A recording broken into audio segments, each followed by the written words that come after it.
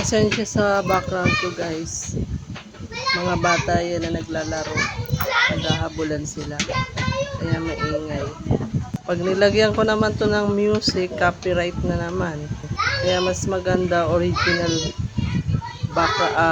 original sound na lang. Huwag nang lagyan ng music kasi nakaka-copyright.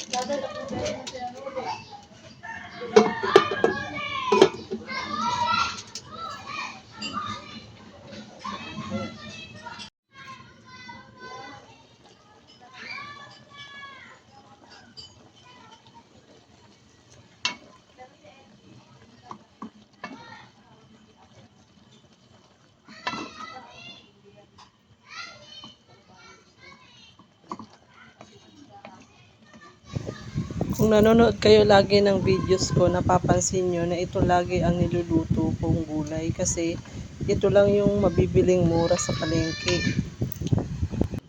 Ito yung ginagawang pangpakbet dapat ito. Lagi na lang gisa. Kaya para maiba, nilalagyan ko ng gata.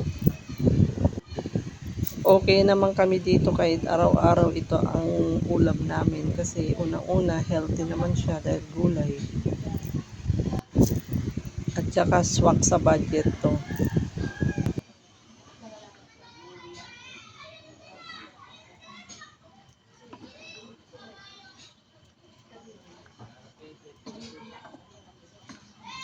Konting kwento serye lang guys. Nag-start ako dito sa channel ko na to year 2020 pa, noong panahon ng pandemic. Inumpisahan ko tong YouTube channel ko na ito. Tapos na-monetize na ako dito dahil dati 1K hours lang ang required ng YouTube. Kaya madali ko siyang nagawa ng paraan. After nun, medyo napabayaan ko tong YouTube channel ko. Na-demonetize siya guys kasi nga nagbago ng policy si YouTube, naging 4,000 hours na ang required niya. So na-demonetize ako. Kaya ngayon, binabalik ko tong channel ko na to, nag-a-upload ulit ako dahil inaano ko ulit siya na ma-monetize ako. Sinisikap ko na ma-monetize ulit tong channel na to. Kasi dati naman nagawa ko naman na i-monetize to eh. Tsaka nung dati nakapagsahod naman ako dito kaya malaking bagay din. Nawalan din kasi ng uploads to guys, hindi na ako nag-a-update. Tapos hindi na ako nag-a-upload dito. Kaya ngayon lang ulit ako nag-a-upload ulit ng mga videos ko. Salamat sa mga subscribers ko dito sa YouTube channel ko na 5 years nandyan sila, hindi sila umalis. Nandyan pa rin sila. Tapos ngayon medyo nadadagdagan ulit. Salamat sa inyo guys. Nandyan kayo lagi.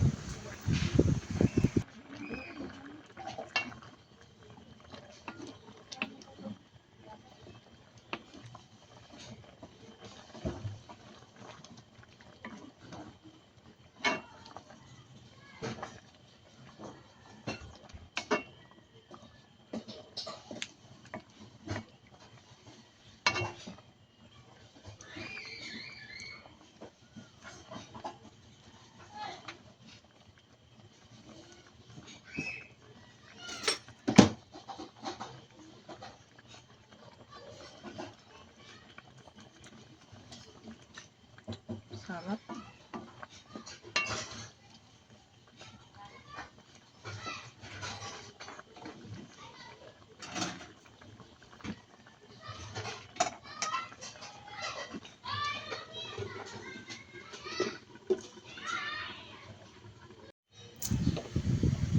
Partneran natin ng pritong isda yung gatang gulay guys. Kaya magpiprito ako ng isda.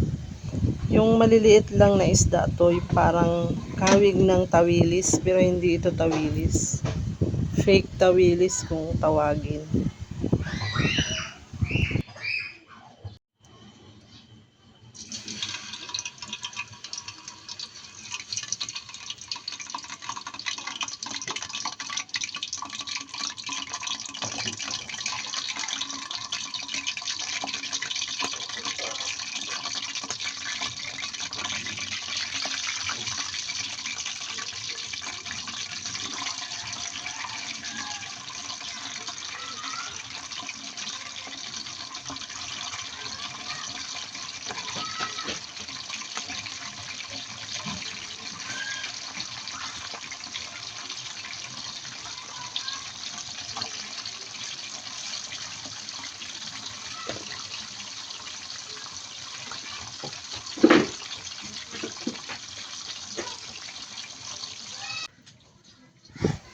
Ayan na guys, luto na. Tara, kain na tayo.